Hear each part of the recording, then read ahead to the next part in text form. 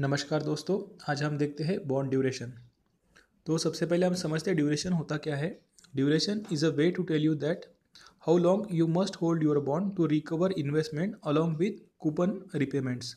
ठीक है, यानी आपने जितना पैसा लगाया है, परचेज प्राइस आपने जो भी दिया है, वो आपको कब उसका रिपेमेंट हो सकता है। मिनिमम अगर आप कितने साल उसको होल्ड करना चाहिए, या फिर आपको मैच्योरिटी तक ही होल्ड करना पड़ेगा, ऐसा कुछ है क्या। ठीक है, तो वो जो होता है उसे कहते हैं ड्यूरेशन। ठीक है, अभी मैकेलो ड्यूरेशन हम देखते हैं कि मैकेलो ड्यूरेशन क्या होता है। Macaulay duration is a weighted average time that bond holder must hold the bond till its present value of all future cash flow equals to purchase price.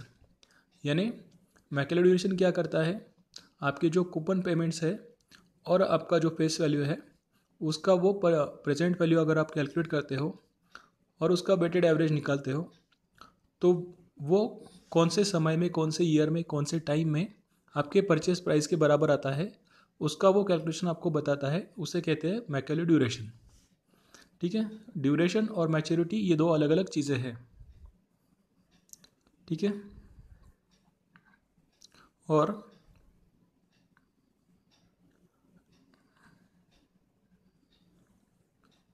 Duration of coupon paying bonds will be always less than it's maturity.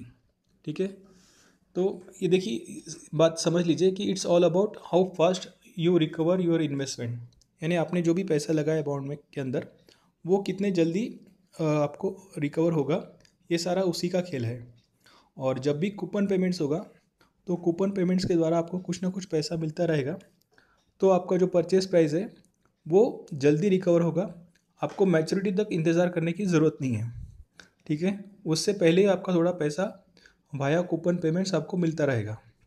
ठीक है, तो उसी को duration कहते हैं।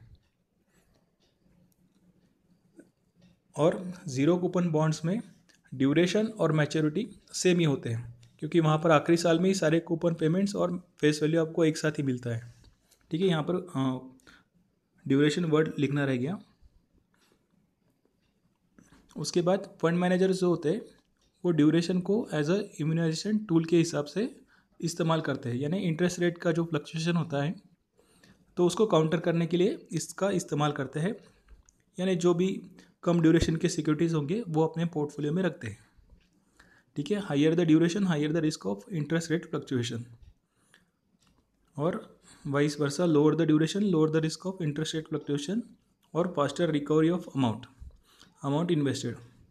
यानी ये सारा खेल जो है कि आपने अमाउंट इन्वेस्टमेंट का, जो भी अमाउंट इन्वेस्टेड है उसकी रिकवरी का ही है। उसके बाद duration of a debt portfolio is a weighted average duration of its security it have. इसका कहने का मतलब है कि अगर कोई बॉन्ड का पोर्टफोलियो है, उसमें 10 बॉन्ड है, तो सबका मैकेलो ड्यूरेशन निकाला जाएगा और फिर उसका वेटेड एवरेज निकाला जाएगा। फिर वो जो आएगा वो उस पोर्टफोलियो का ड्यूरेशन होगा, मैकेलो ड्यूरेशन होगा।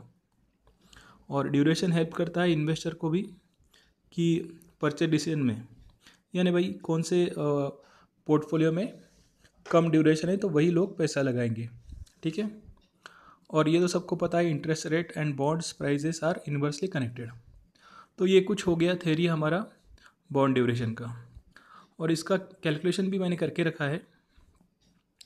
ठीक है, तो वो अगले वीडियो में देख लेंगे। और आज आप देख रहे होंगे कि मैंने पहली बार गूगल शीट्स इस्तेमाल किए। उसका कारण ऐसा है कि मेरा फ़ोन कुछ 10-15 दिनों से हैंग था, और उसमें मेरा एक्सेल पूरा ये हो गया, डिस्टर्ब हो गया है।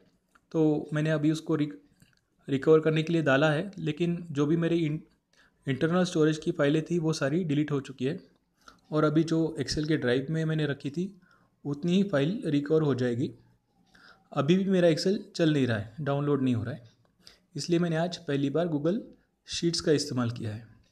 तो काफ़ी 10-12 दिनों के बाद मेरा मोबाइल चालू हुआ है, तो ये बहुत दिनों के बाद मेरा पहला वीडियो है। तो आशा करता हूँ ये वीडियो आपको पसंद आया होगा। वीडियो देखने के लिए धन्यवाद।